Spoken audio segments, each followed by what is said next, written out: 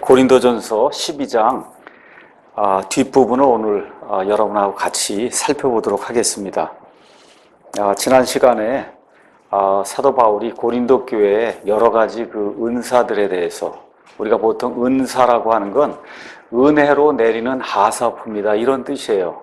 그래서 사실은 이 영어에서는 그냥 단순하게 기프트로 돼 있어요. 그냥 선물이란 뜻이에요. 그러니까 영적인 은사다 얘기하는 게 다른 게 아니라 그냥 하나님이 은혜로 거저 주시는 선물이란 뜻입니다.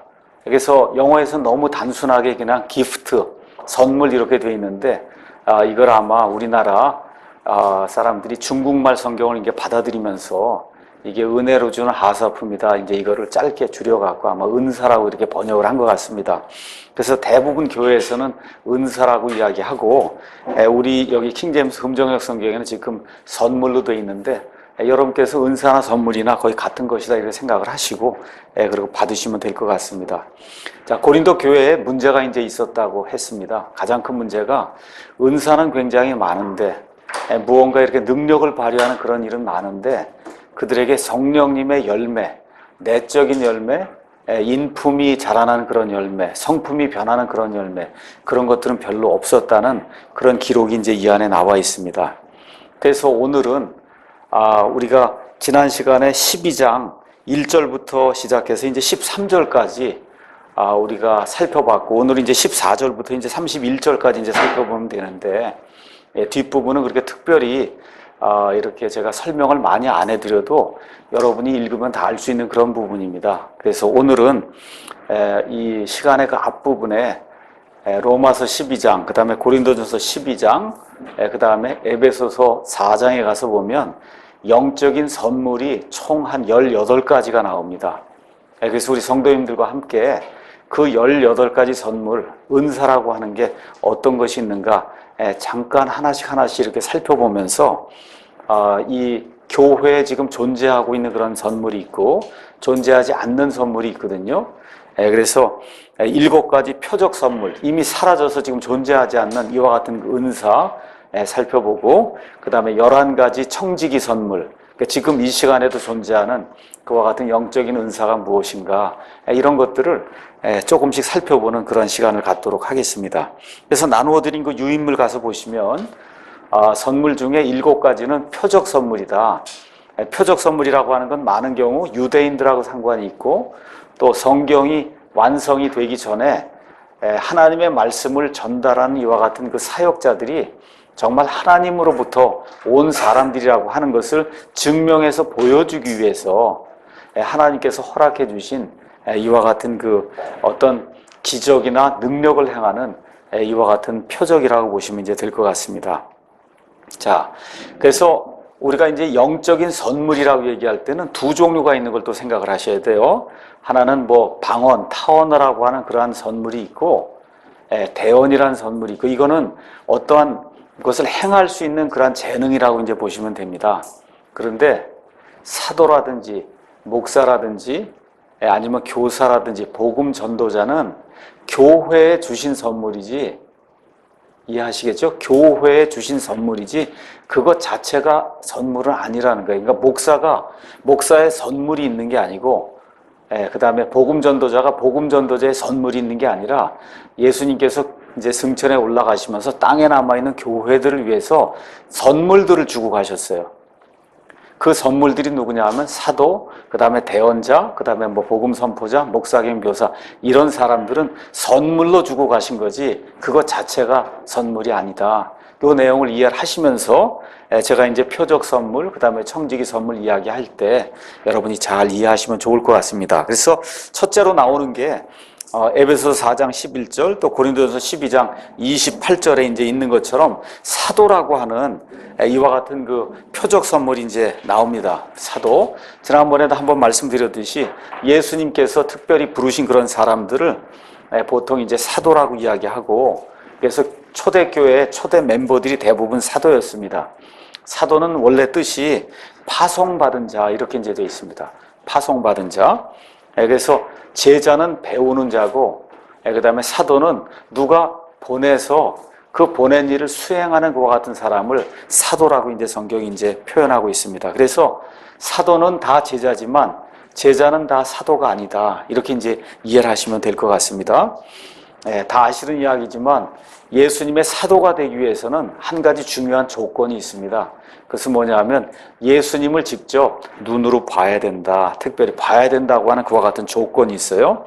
그래서 사도행전 1장 22절 이런 데 가서 보시면 가룟 유다가 이제 죽은 이후에 이제 가룟 유다를 대체할 수 있는 그런 사도로 이제 뽑게 될 때 예수님과 함께 다니면서 그래서 예수님을 본 그런 사람들 중에서 하나를 취해야 된다. 이제 그런 이야기를 하고 있고 고린도전서 9장 1절에도 이제 가서 보시면 한번 가서 잠깐 보시죠.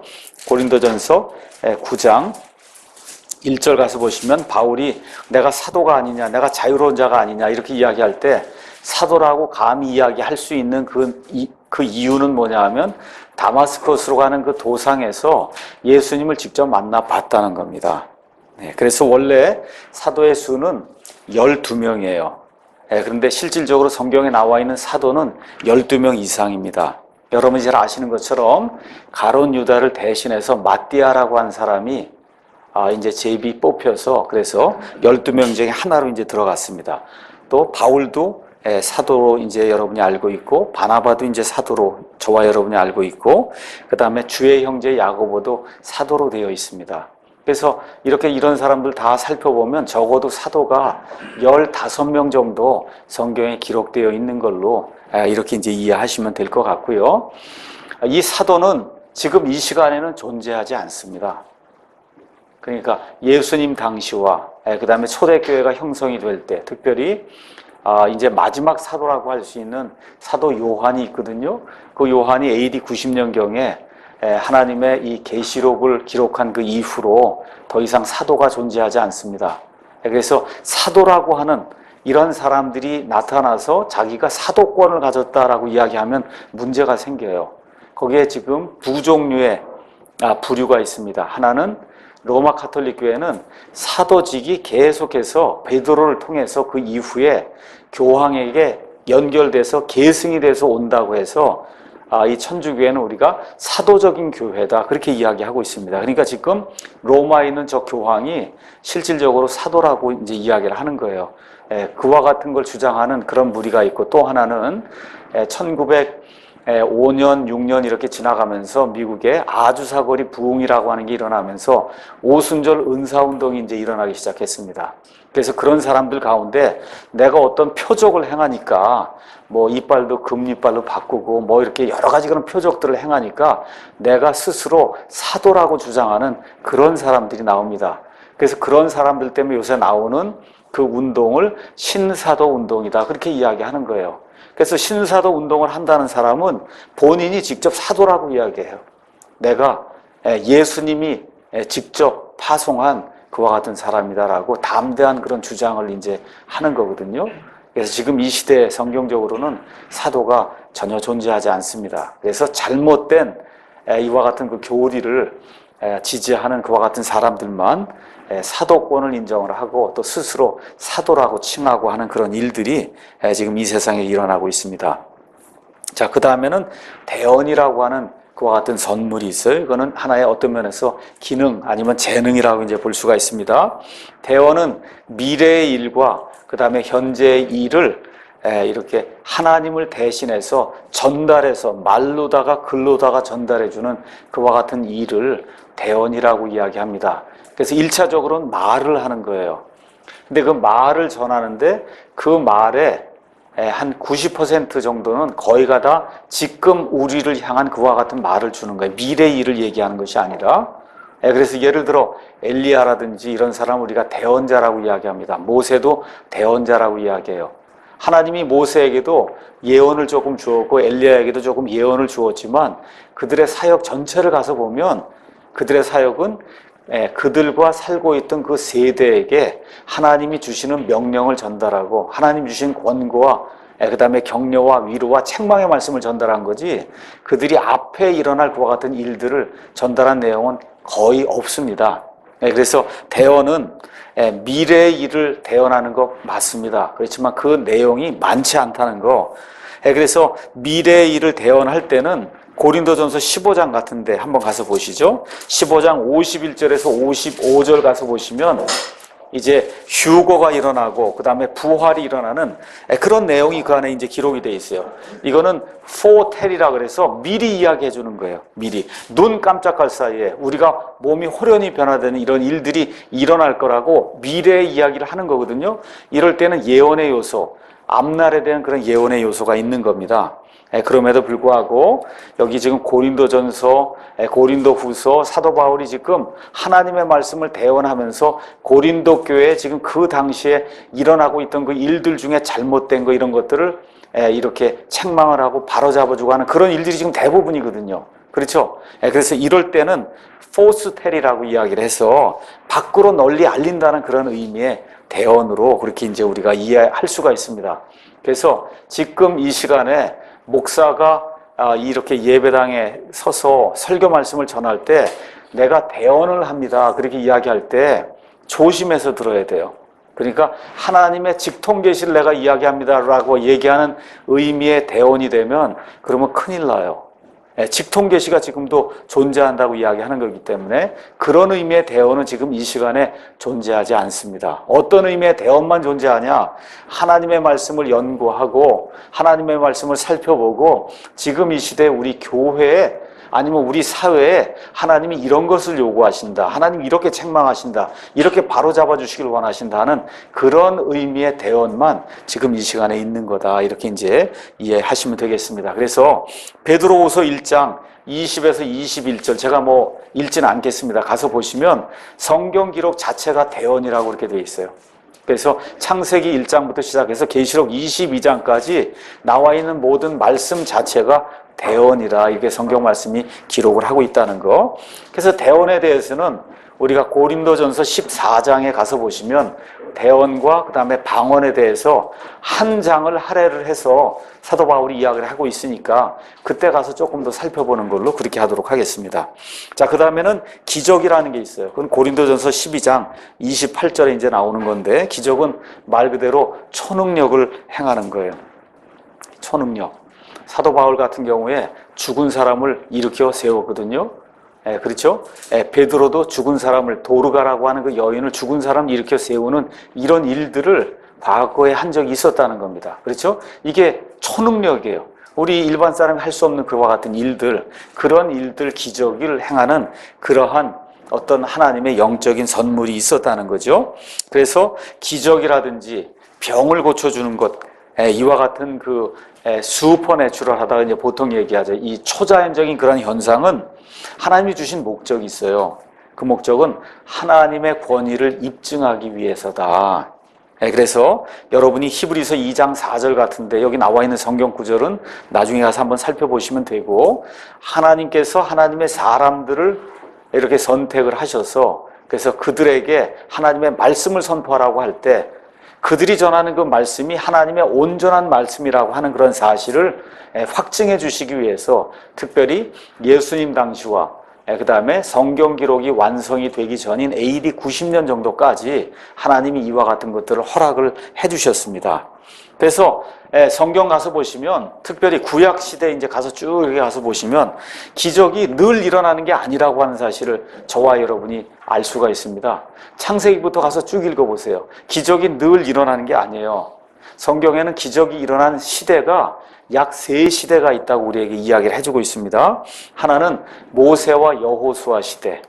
그래서 이스라엘 백성이 이집트에 나온 이후에 하나님의 영광과 그 다음에 이 이교도들에게 베푸시는 하나님의 이와 같은 놀라운 위엄을 이제 보여주시기 위해서 하나님께서 기적들을 많이 행하셨어요. 특히 이집트를 떠나오게 할 때 이 파라오가 이스라엘 백성을 놔주질 않고 하니까 하나님께서 기적들을 사용해서 파라오와 이집트 사람들의 마음을 낙담하게 하면서 하나님이 이들을 이끌어내는 그런 일을 할 때 기적이 나타났고 또 광야에서 하나님께서 이스라엘 백성을 먹이시고 또 이 목마르다고 할 때 물을 주시고 여러 가지 일들 하는 가운데 기적이 많이 나타났습니다. 그래서 모세와 여호수아 시대에 전체 기적이 한 25개 정도가 나타났습니다. 여러분 여호수아 시대에 해가 멈추고 달이 멈춘 거 여러분 아시죠? 이와 같은 그런 기적이 실질적으로 일어났다는 겁니다. 그 이후에는 기적이 거의 안 나타나다가 엘리야와 엘리사 시대로 가서 또 기적이 나타나기 시작했어요. 얼마가 나타나냐? 한 21개가 나타났습니다. 그래서 엘리야가 죽은 사람을 살리기도 하고, 엘리사 같은 경우는 어떤 사람이 나무를 하다 도끼를 물에 빠뜨렸단 말이에요. 그거 어떻게 해요? 도끼를 이렇게, 도끼가 물에 뜨게 하는 이와 같은 그런 기적을 행한 것을 성경을 통해서 우리가 볼 수가 있거든요. 그래서 그 시대에 한 21개 정도의 기적이 이제 일어났습니다. 그 다음에 예수님과 초기 사도들의 시대에 약 50개의 기적이 일어났어요. 그러니까 전체 다 합쳐봐야 성경에 나와 있는 기적을 숫자로 따지면 100개뿐이 안 되는 거예요. 그러니까 이거를 무시하고 지금 이 시간에도 계속해서 기적을 달라고 요구하는 것은 하나님의 뜻에 맞지 않는다. 전체 인류 역사가 6천년인데 그 6천년 가운데 기적이 나타난 때는 굉장히 한정적인 때였다는 거예요. 늘 기적을 일으키면 하나님이 우리가 요구하는 대로 달도 멈추게 해주고 해도 멈추게 해주고 강도 멈추게 해주고 뭐 이런 기적이 일어나게 해서 하나님이 그거 다 들어주면 온 세상이 유지가 안 됩니다. 온 세상 유지가 안 돼요. 그러니까 하나님이 하시는 가장 정상적인 방법은 하나님 만들어 놓으신 대로 규칙을 따라 모든 것이 이루어지는 거, 이게 정상적인 방법인데 하나님의 백성이 말을 안 듣거나 아니면 이 이교도들에게 어떤 하나님의 본능을 나타내서 보여야 될 때, 이런 특별한 때에만 하나님께서 약 100번 정도 기적을 일으켰다고 하는 사실이 성경에 이제 기록이 되어 있습니다. 그래서 이 세 시대에는 이스라엘 백성이 너무나 순종을 하지 않고 비윤리적으로 살고 하나님께 대해 관심을 보이지 않고 이런 일들이 생기게 될 때 하나님께서 기적을 통해서 이스라엘 백성을 각성시키는 그와 같은 일을 했다는 것을 우리가 이제 알 수가 있습니다. 자, 그 다음에 이제 나타나는 게 병 고치는 거예요. 보통 우리가 신유의 은사다. 요새 신유의 은사가 있으면 돈 많이 벌겠죠. 그렇지 않습니까? 신유의 은사가 있으면 지금 암병동이니 뭐 얼마나 많아요, 지금 아픈 사람이. 그래서 거기 딱 가서 그냥 안수 한 번씩만 해주면 얼마나 돈을 많이 벌겠어요. 그렇지 않습니까? 그래서 요새는 기적은 별로 없는 것 같아요. 기적 보이라 그러면 당장 드러나잖아요. 근데 병 고치는 거 이런 거 하면 무언가 가서 자기가 기도해주면 낫는 걸로 하고, 이렇게 해서 효과가 있다고 주장을 하고, 안 나오면은 저 사람이 죄를 고백하지 않아서 낫지 않았다 그러고, 나오면 내 기도 탓이라 그러고, 이런 식으로 하면 100% 이게 기적 치유율을 갖게 되는 거거든요. 그래서 병고침에는 정신적인 병도 있고 육신적인 병도 있고 마귀 때문에 생기는 그런 병도 있다는 것이 성경에 기록된 그런 사례들을 통해서 나타나고 있습니다. 병고침의 목적은 역시 똑같아요. 그래서 베드로와 그 다음에 이 바울이라든 이런 처음 이 사도들이 이런 병 고치는 그와 같은 선물을 가지고 그리고 하나님의 일들을 행했습니다. 자, 그런데 병 고침 선물의 한계에 대해서 잠깐 말씀을 드리면, 예수님이 만난 모든 사람의 모든 병을 다 고쳐주지 않았습니다. 그러니까 예수님을 믿으면 모든 병이 낫는다. 이거 틀린 얘기예요. 예수님 자신도 모든 병을 다 고쳐주지 않았습니다. 그 다음에 가장 위대한 사도라고 하는 사도 바울도 병 고치는데 제약을 받았어요. 첫째, 자기 병을 못 고쳤어요. 여러분 아시다시피 고린도후서 12장 7절에서 10절 가서 보시면 사도 바울에게 육체에 가시가 있었습니다. 그건 못 고쳤어요. 어떤 사람이 이야기할 때 그건 안질이라고 이야기하고 뭐 어떤 병인지 알 수가 없어요. 어떤 사람은 사도 바울이 간질을 앓았다 그러기도 하고 그렇게 이야기하는데 못 고쳤거든요. 또 에바브로디도라고 하는 그와 같은 동료가 있었는데 바울이 병을 고쳐주지 못했어요. 자기의 친아들이라고 이야기할 정도로 사랑한 디모데의 병을 바울이 고쳐주지 못했습니다.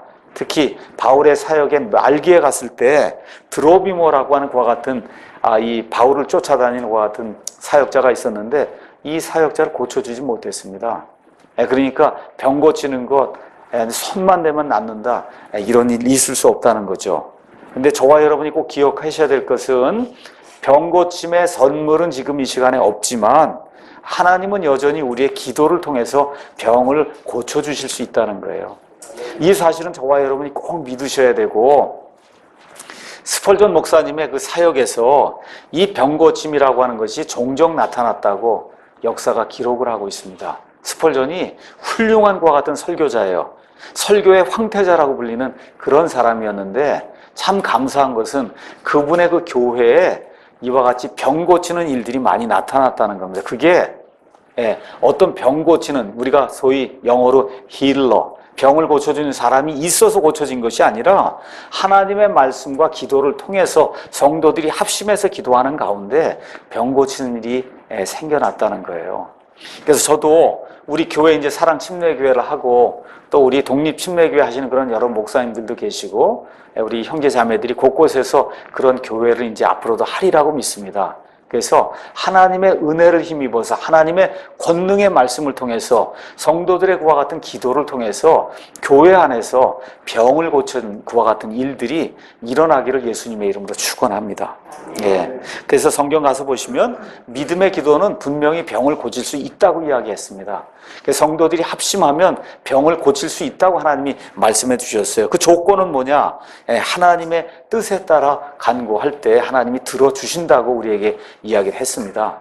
그래서 우리에게 있는 확신이 무엇이냐? 우리가 무엇이든지 그분의 뜻대로 구하면 그분께서 우리 말을 들어주신다고 하는 것, 이것이 우리 성도들에게 주어진 가장 큰 특권입니다. 그래서 병을 고치는 선물은 지금 이 시간에 없지만 저와 여러분이 성도들 가운데 아픈 사람을 위해서 하나님의 뜻대로 간구하게 되면 하나님이 그 사람의 병을 고쳐주실 수 있다고 저와 여러분 분명히 믿어야 합니다. 자, 그 다음에 이제 다섯째로 어떤 것이냐면 방언, 소위 다른 나라 말을 하는 이와 같은 그 은사가 있는데 이거는 역시 14장에 가서 우리가 이제 한 장을 다 할애해서 다룰 거기 때문에 지금 하지 않도록 하겠습니다. 그 다음에 다른 나라 말을 하면 그럼 그걸 누구에게 알려주기 위해서는 그 말을 통역하는 방언 통역의 선물이 또 있어야 되거든요. 그 내용도 그때 가서 하도록 하겠습니다. 자, 그 다음에 이제 일곱째 그 사라지는 선물 중에 마지막으로는 지식이라고 하는 것이 있어요. 지식. 고린도전서 12장 8절 가서 보면 어떤 사람에게는 성령을 통하여 지혜의 말씀을, 다른 사람에게 같은 성령을 통하여 지식의 말씀을 주신다. 그래서 여기는 지식의 말씀이라고 되어 있고 다른 데 가서 보시면 그냥 지식이라고 되어 있습니다.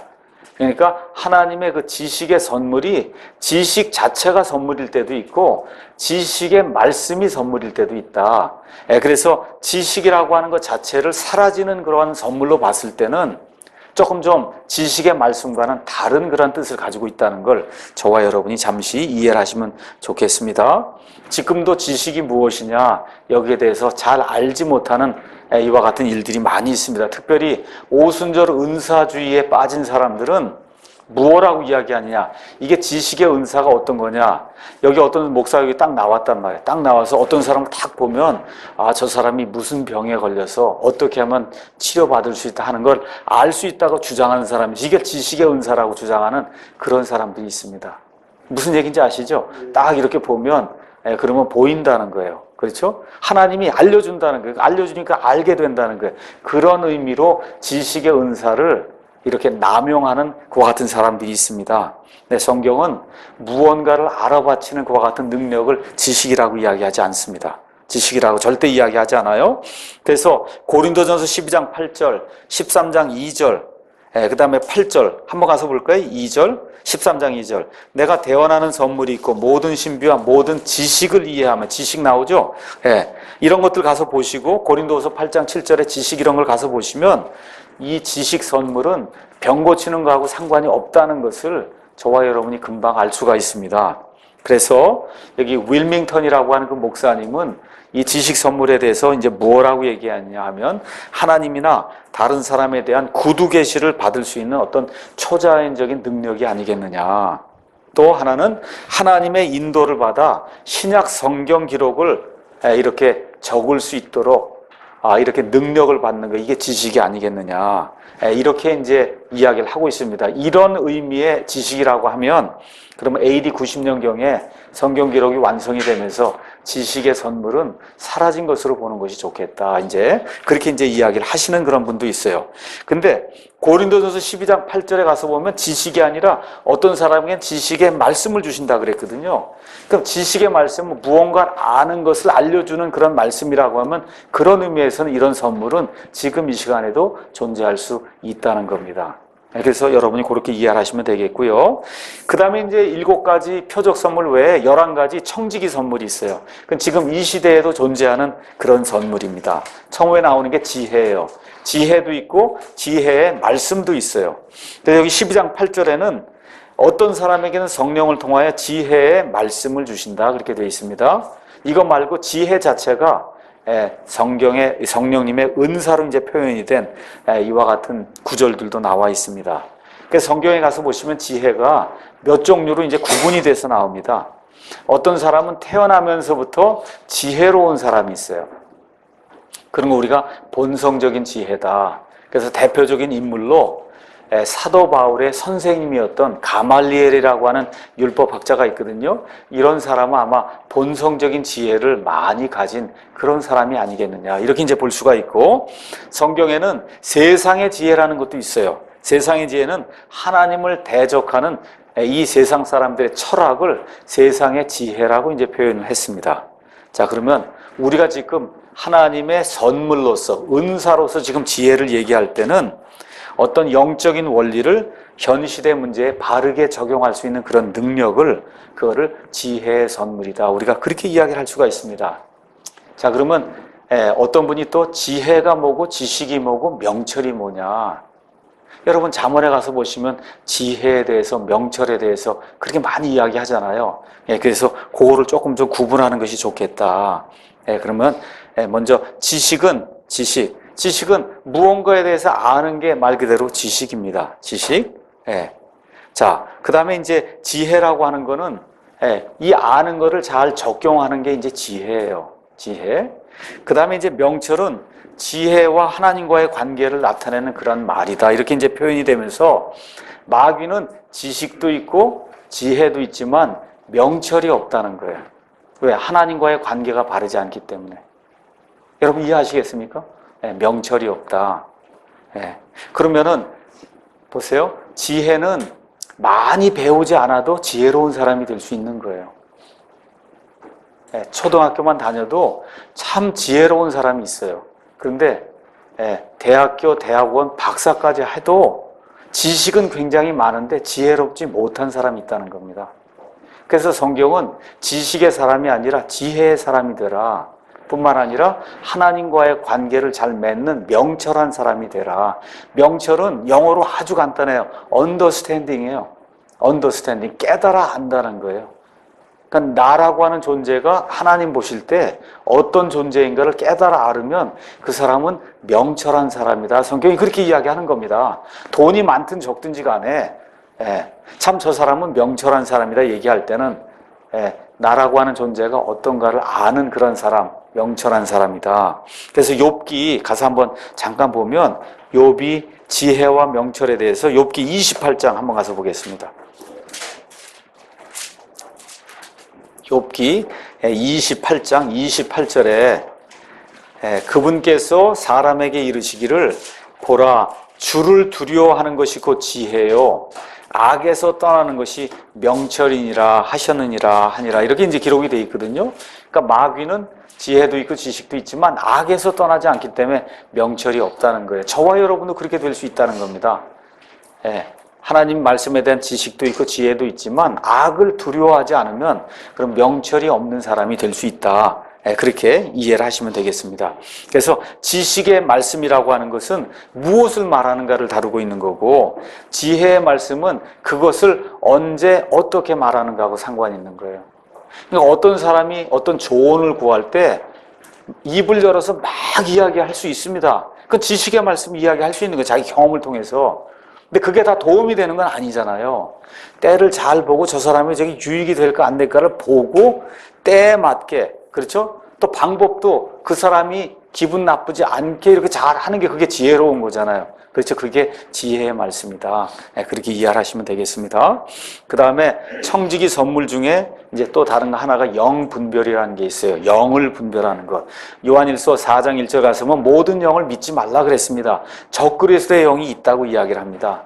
그래서 저와 여러분이 어느 교회나 아니면 어떤 성도에게 무슨 영적인 일이 일어나고 있는데 저게 마귀의 일인가 아니면 하나님의 일인가, 이거를 구분할 수 있는 그런 능력이 있어야 된다는 거예요.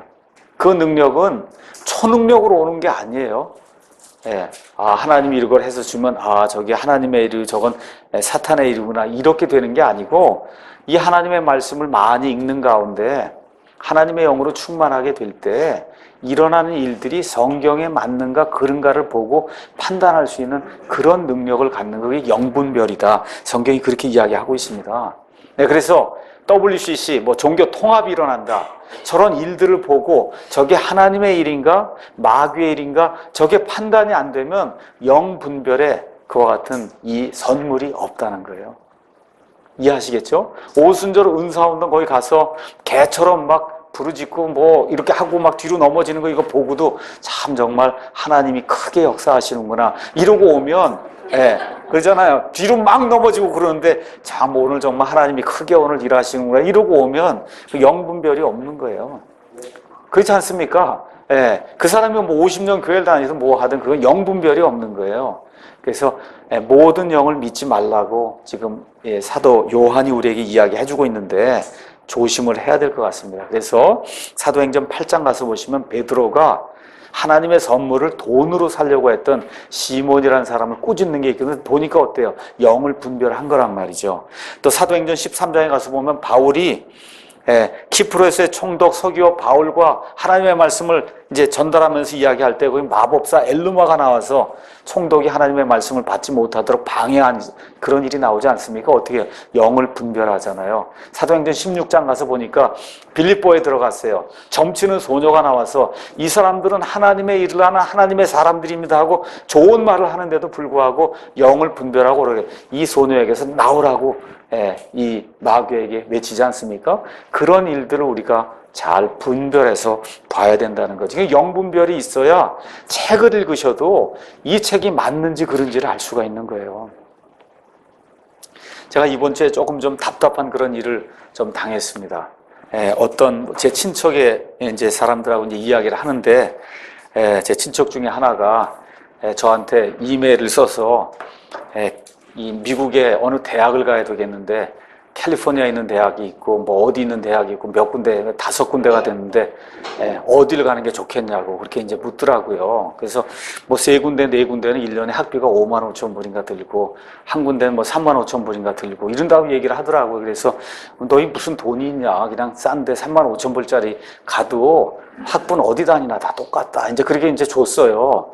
그랬더니 그 대답이 좀 좋지 않았는지 답이 이제 왔습니다. 그래서 제가 이 지원하기 전에 하나님께 응답을 받았는데 캘리포니아라 그랬다는 거예요. 캘리포니아. 그런데 이제 의심이 들어서 제가 물어본 겁니다. 그래서 결국은 제가 의심했구나 이렇게 생각을 하고 캘리포니아에 5만 5천 불짜리를 가기로 그렇게 결정을 했다고 그렇게 이제 이야기를 하더라고요. 그러니까 평생 응답받는 거 이런 것만 갖고 이야기하면서 사는 거거든요. 그러면서 저도 거기 캘리포니아에 갈 수 있도록 기도를 해달라 그러더라고요. 그래서 제가 아직 답은 못 썼는데 그건 응답 아직 안 받았냐 그 얘기를 좀 쓰려고 그러려고요. 그걸 뭘 저한테 기도해달라 그럴 필요가 뭐 있어요, 여러분? 응답 받으면 끝나는 거지. 그렇지 않습니까? 갔다가 만일에 학비가 모자라면 그럼 캘리포니아 대학 못 가면 그럼 하나님의 응답이 또 1년, 2년 있다 또 바뀌는 거잖아요. 이런 일은 하면 안 된다는 거지. 이게 뭐고요? 영분별이 없어서 그런 거거든요. 하나님에 대한 지식이 없고 하다 보니까 자꾸 자기 생각을 그거를 하나님의 응답이라고 주장하는 거예요. 영분별이 마찬가지예요. 책을 읽거나 하게 되면 자기가 하고 싶은 거나 뭐가 있으면 거기에 맞는 글이 나오면 그 글이 무조건 좋다고 이야기하는 거거든요. 영분별이 안 되기 때문에. 그래서 이거 상당히 중요한 그런 내용입니다. 저와 여러분이 기억하셔야 되겠고요. 그 다음에 로마서 12장 8절 가서 보시면 이렇게 돈을 주거나 재능을 주거나 시간을 주는 것도 그것도 영적인 선물이다. 성경이 그렇게 이야기하고 있습니다. 다른 사람을 위해서 많은 것을 희생하는 것. 대부분의 성도들이 기적 선물에는 관심이 많은데 이렇게 주는 것, 이 선물에는 관심이 없다. 근데 성경 가서 보시면 성경에 나오는 많은 교회들이 주는 것에 풍성했다고 하는 사실을 저와 여러분이 알 수가 있습니다. 예루살렘 교회, 갈라디아 교회, 빌립보 교회 등등 성경의 여러 교회들이 남을 위해서 희생하면서 주는 데 풍성했다. 그 이야기를 하고 있어요. 저희 사랑침례교회도 지금 저희가 재정적으로 그렇게 능력이 많지는 않지만 앞으로 점점 나아지면서 정말 조그만 그런 교회들, 우리와 같은 믿음을 가지고 있는 그런 교회들, 거기 있는 목회자들, 중국 이런 데 있는 그런 성도들, 이렇게 좀 많이 후하게 도와줄 수 있는 그런 교회가 되기를 주님의 이름으로 축원합니다. 그 다음에 또 어떤 게 있냐? 권면하는 것도 하나님의 영적인 선물이라고 이야기하는 거예요. 이게 긍정적으로 다른 사람을 격려하기도 하고, 어떤 사람이 잘못하면 책망해서 그 사람을 꾸짖어서 올바른 길로 돌아서게 하는 그런 권면하는 일도, 그것도 하나님의 선물이다. 네, 그래서 권면하는 자는 성령님의 다른 호칭이 위로자예요. 그러니까 위로하는 일을 하는 게 권면하는 거거든요. 이런 일들, 그래서 도전을 주고 그 다음에 격려하고 꾸짖어서 올바른 길로 돌아올 수 있도록 만드는, 그것도 역시 교회의 여러 성도들이 감당해야 될 것과 같은 선물이라고 성경이 이야기하고 있습니다. 그 다음에는 섬기는 것이 있어요. 육신적인 문제, 영적인 문제에서 남을 섬기는 것, 남에게 도움을 주는 것도, 그것도 하나님의 선물이다, 그렇게 이야기하고 있습니다. 그래서 모세와 그의 형 아론과 훌의 이야기를 여러분 아시죠? 여호수아가 아말렉하고 싸우러 나갈 때 모세가 이렇게 손을 들면은, 그러면 여호수아가 이기고, 손을 내리면 여호수아가 질 때 아론과 훌이 그 옆에서 모세의 손을 들어줬거든요.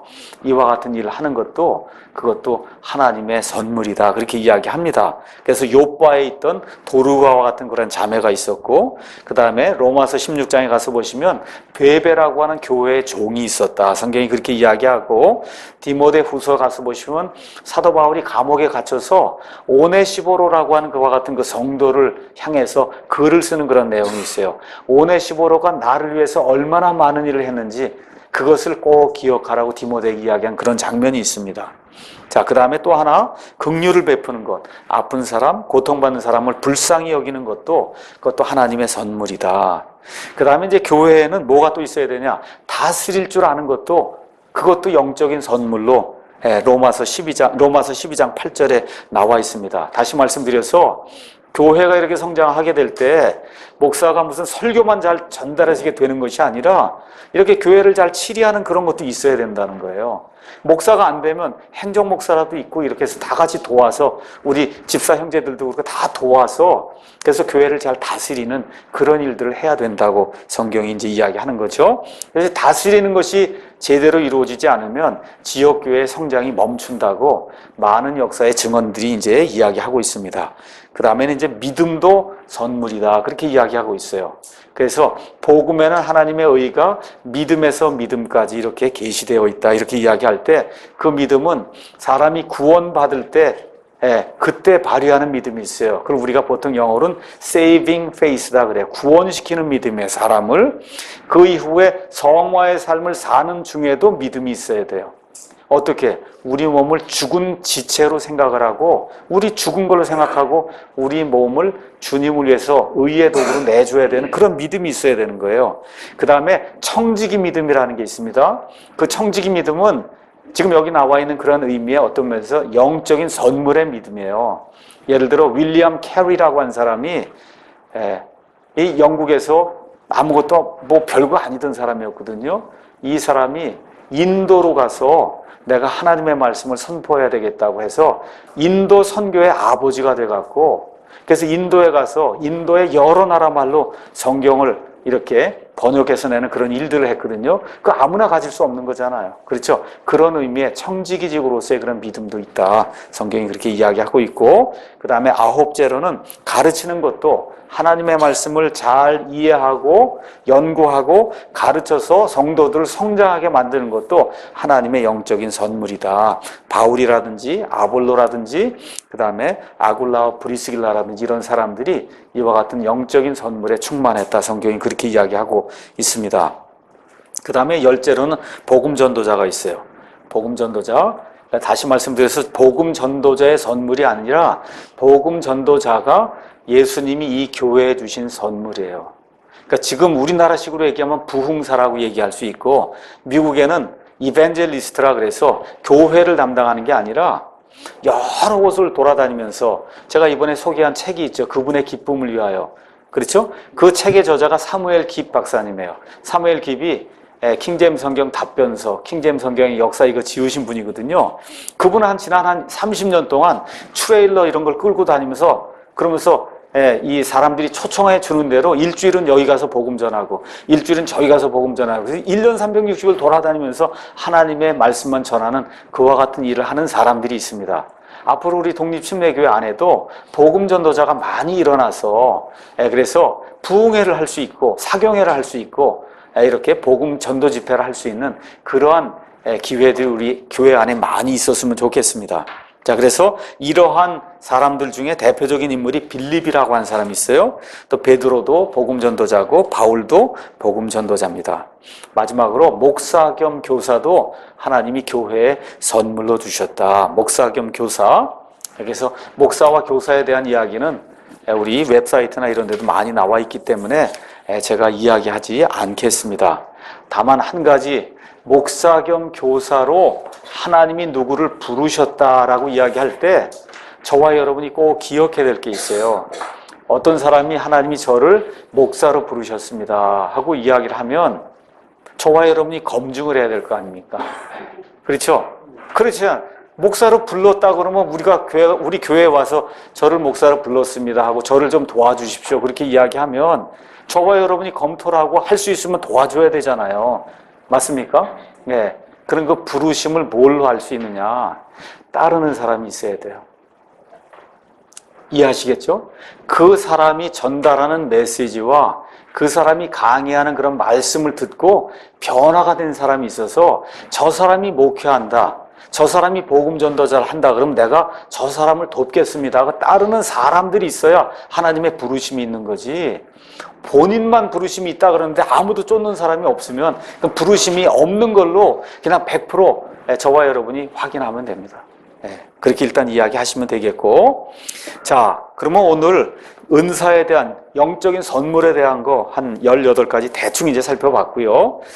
이제 12장 넘어가서 14절부터 31절에 있는 말씀을 조금씩 이렇게 살펴보도록 그렇게 하겠습니다. 자, 지난 시간에는 12장 1절부터 13절을 살펴봤어요.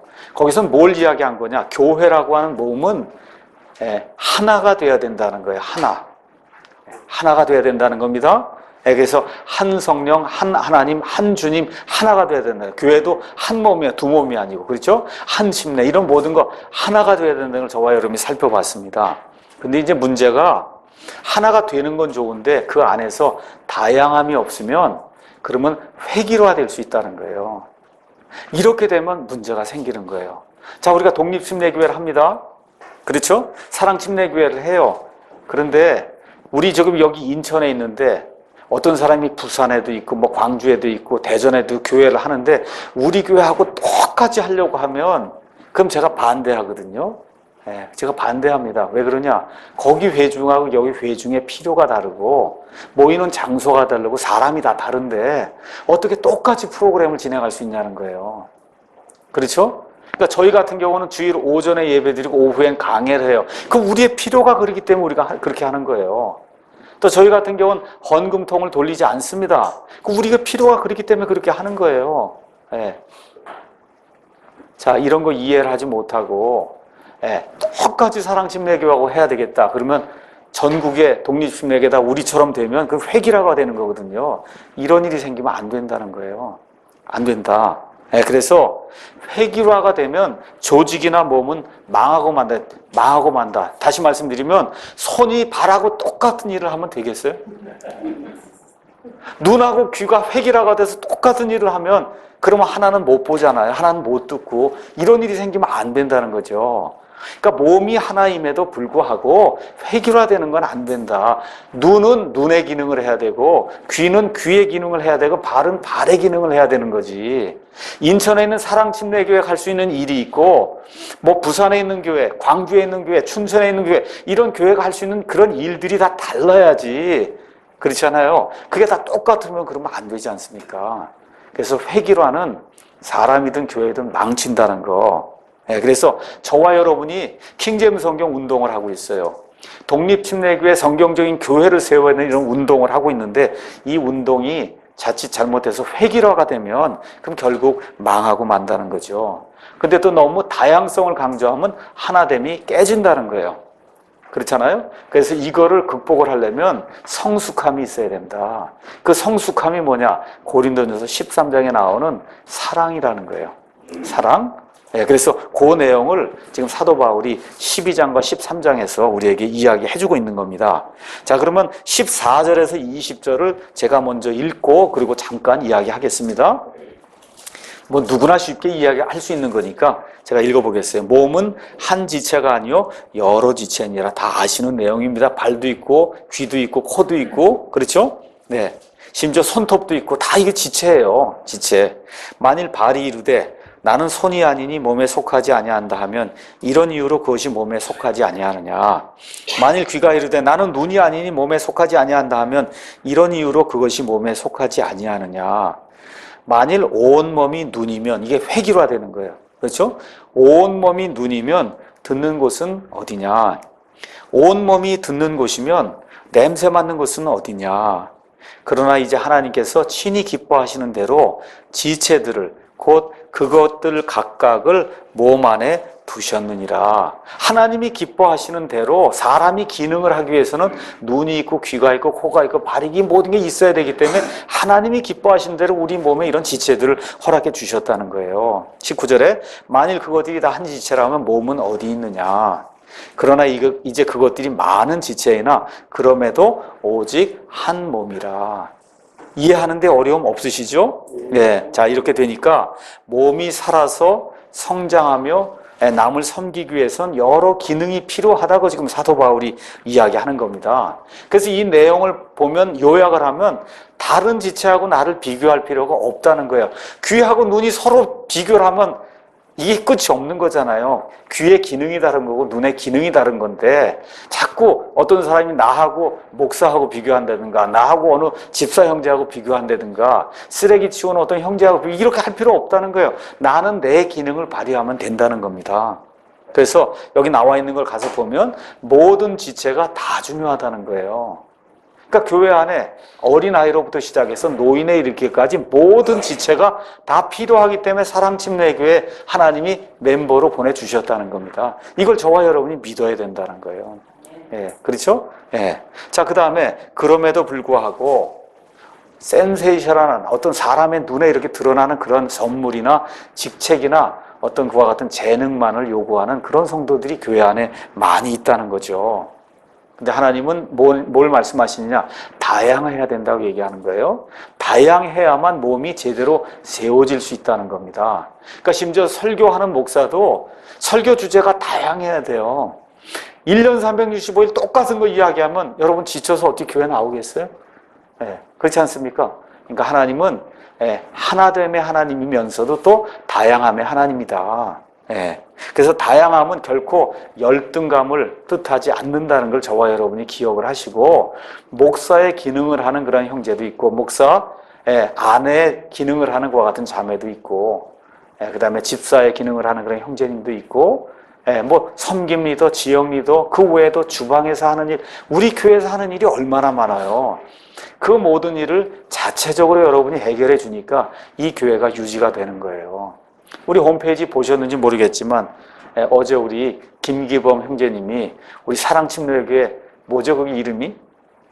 음악 뭐 하는 거지? 무슨 사이트지 이름이? 찬양. 온라인 찬양 연습 사이트를 만들어서 이제 올려주셨잖아요. 저한테 3주 전인가 목사님 이런 게 있는데 지금 하고 있습니다. 이거 보내줬는데 야, 참 이거 해놓으면 아주 좋겠구나 했는데 결국 이제 거의 완성이 돼서 그래서 이제 거기 들어가서 저도 이제 가서 보니까 오늘 그날까지 쳐보니까 다 음표가 나가면서 들을 수 있도록 다 이렇게 해놨더라고요. 예. 제가 우리 김영재님에게 이걸 만들어 달라고 한 적도 없고, 그렇거든요. 근데 여기 와서 보니까, 이 형제님이 보니까 이런 게 있으면 우리 교회 모든 성도들에게 유익이 되겠다 하니까 자기가 가진 그런 재능을 가지고 그걸 만들어 갖고, 그리고 이렇게 겸손하게 올려놓으셨잖아요. 그러니까 저와 여러분이 가서 보니까 큰 은혜가 되지 않습니까? 그게 목사의 기쁨이라는 거예요.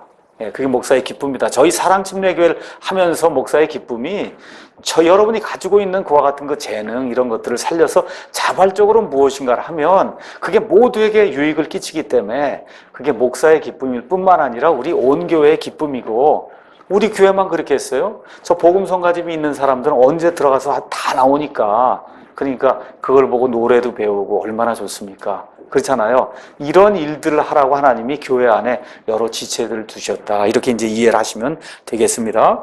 21절에서 26절. 눈이 손에게 이르기를 나는 내가 필요 없다 하지 못하며 또 머리가 발들에게 이르기를 나는 너희가 필요 없다 하지 못하리라. 아니라 더 약하게 보이는 몸의 그 지체들이 더욱더 필요하고 또한 우리가 덜 귀한 것으로 여기는 몸의 그 지체들 곧 이것들에게 우리가 귀한 것을 더 풍성히 주며 우리의 아름답지 못한 부분들은 아름다운 것을 더 풍성히 얻나니 우리의 아름다운 부분들은 부족한 것이 없느니라.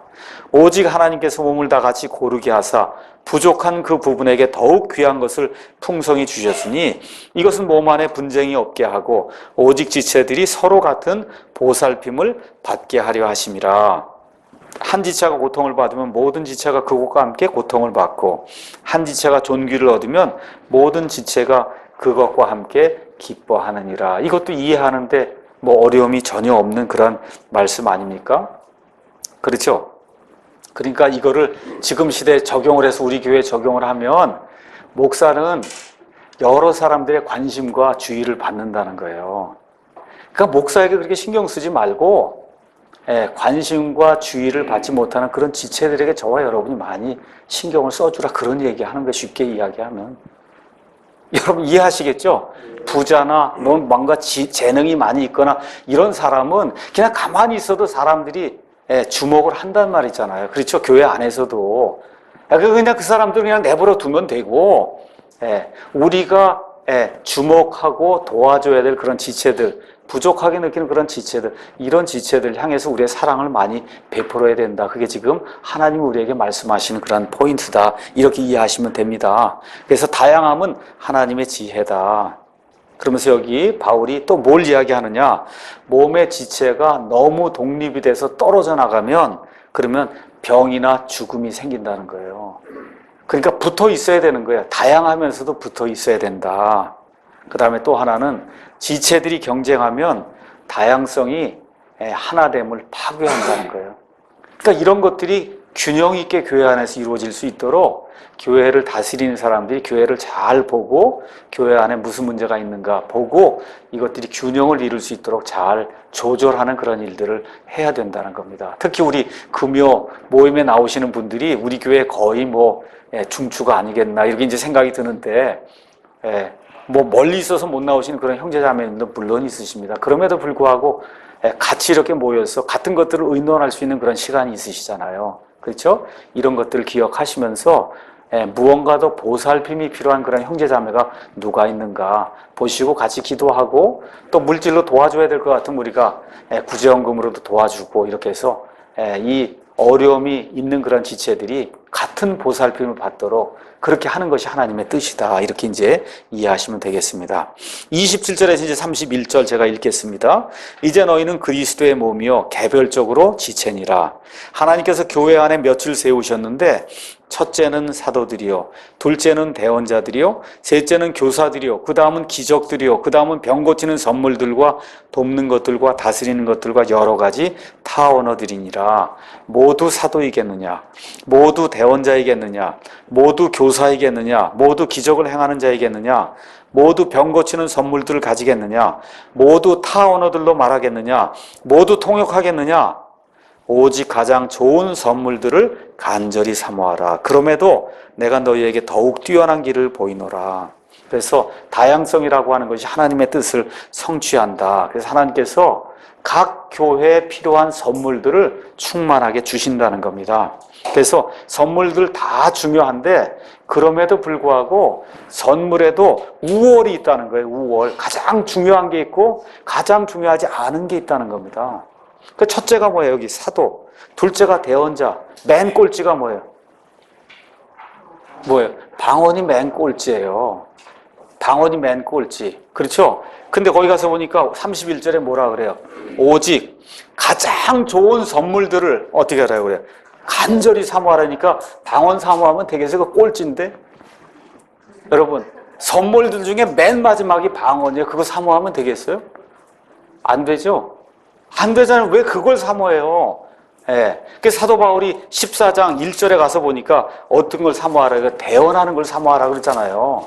그렇죠? 대언을 해서 하나님의 말씀으로 성도들을 격려하고 위로하고 책망하고 해서 하나님에 대해서 온전히 알려주는 그 일 하는 게 가장 중요하다, 그렇게 이야기하는 겁니다.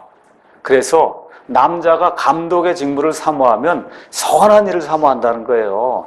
그래서 그 일을 사모를 해야지 랄랄랄라 하고 쓸데없는 일을 하는 거는 맨 꼴찌잖아요. 그런 거 할 필요가 없다. 그렇게 지금 성경이 우리에게 이야기하는 겁니다. 그 다음에 또 하나 우리가 알 수 있는 거는 교회에 있는 어떤 사람도 모든 선물을 다 가진 사람은 없다는 겁니다.